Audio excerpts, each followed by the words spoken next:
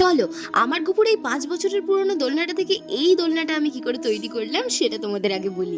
তো আগের ভিডিওতে আমি দেখিয়েছিলাম যে কিরকম ভাবে আমি মোল্ড আর মোল্ডেড ক্লে দিয়ে এই পুরো দোলনাটাকে ডিজাইন করেছিলাম। সেই ভিডিওটা যদি দেখতে চাও তাহলে নিচে লিংক দেওয়া আছে, দেখে আসতেই পারো। আর আজ আমি করব এই পুরো দোলনাটাতে কালো রং। হ্যাঁ ঠিকই শুনেছো, কালো রং। আরে হতাশ হওয়ার কিছু নেই, জাস্ট ট্রাস্ট দ্য প্রসেস। তো পুরো দোলনাটাতেই ভালো করে কালো রং করতে হবে, একটা জায়গাতেও বাদ দিলে চলবে না। আর যেহেতু এখানে অনেক কারুকার্য করা আছে, ডিজাইন করা আছে, তাই ভিতরের খাঁজগুলোকে ভালো করে দেখে দেখে রং করতে হবে লাইট জেলে। এই কারণেই বলছি, কারণ রাত জেগে রং করার পরে সকালের আলোতে দেখি হাফ জায়গায় তো কালো রংটা লাগেই, তাই জন্য অনেকটা এক্সট্রা টাইমও লেগে গেছে। এরপর হলো সব থেকে মজাদার পার্ট, এই গোল্ডেন কালার করাটা। আমার তো খুব মজা লেগেছে এটা করতে। ভালো করে যেখানে যেখানে এই ডিজাইনগুলো আছে, এই ডিজাইনগুলোকে এনহ্যান্স করার জন্য এই গোল্ডেন কালারটাকে ড্যাবিং মোশনে দিতে হবে।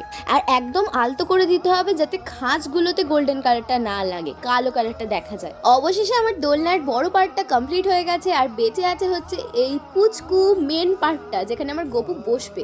চলো এটাকেও ঝটপট সেম প্রসেসে কালার করে নিই। আর হ্যাঁ, গোল্ডেন কালারটা কিন্তু বেশি করে একদমই নেবে না, একদম অল্প করে নেবে। রং করা তো শেষ, তবে গপুর দোলনাতে যদি ময়ূরের পালকি না লাগানো থাকলো তাহলে তো দোলনাটা অসম্পূর্ণ, তাই সেটাও লাগিয়ে নিলাম। এখন লাগাচ্ছি দোলনা দোলানোর জন্য যে অ্যাটাচমেন্টটা, এটা কি চিনতে পারছো? সেই প্রথমের দোলনার অ্যাটাচমেন্টটা। এটাকেও সেম প্রসেসে কালো আর তারপর গোল্ডেন করে নিয়েছি, আর তারপর গ্লু গান দিয়ে চিপকে নিয়েছি। দেখো কত সুন্দর ম্যাচ হয়ে গেছে না? এই হলো দোলনাটার ফাইনাল লুক। এত রসের মধ্যে বানিয়েছি যে দোলনাটাকে ভার্নিশও করতে পারিনি। ভার্নিশ করতে পারলে হয়তো আরো সুন্দর লুক আসতো। যাই হোক, তোমাদের সকলের কেমন লাগলো অবশ্যই কমেন্ট করে জানিয়ে দিও। আজকের মতো তবে আসি, রাধে রাধে।